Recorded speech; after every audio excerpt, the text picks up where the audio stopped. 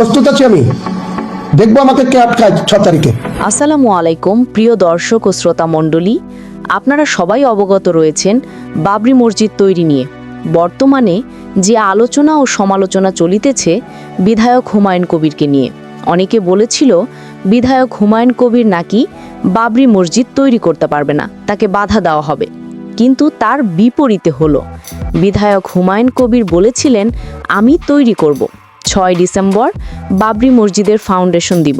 ঠিক তেমনই হলো, আজ তিনি ফাউন্ডেশনের কাজ শুরু করলেন এবং তিনি বলেছিলেন আমাকে কও বাধা দিতে পারবে না, তাই ওনার রাস্তায় কেউ আসতেও পারে নাই। উনি ওনার কথাকে অটুট রেখেছেন। বিধায়ক হুমায়ুন কবির বলেছিলেন আমার জীবনের বিনিময়ে হলে আমি বাবরি মসজিদ তৈরি করব এবং দেখতে চাই আমার সামনে কে আসে, আমি মৃত্যুকে জয় করে বাবরি মসজিদ তৈরি করব। ঠিক সেটাই হয়েছে। তার মুখ থেকে একটু শুনুন বিধায়ক কে বলেন।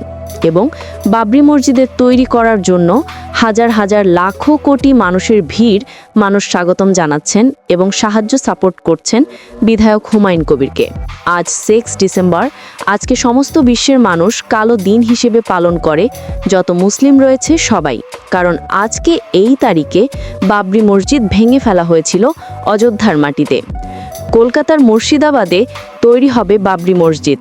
বাবরি মসজিদের বিষয়ে আরও তথ্য জানতে এবং সবসময় আপডেট পেতে আমাদের চ্যানেল রহস্যনগরী সাবস্ক্রাইব করে বেল আইকন অন করে রাখবেন।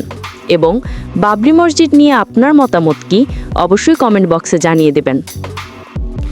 হাইকোর্টের রায় দিয়েছে বিধায়ক হুমায়ুন কবিরকে যাতে উনি বাবরি মসজিদ তৈরি করতে পারে।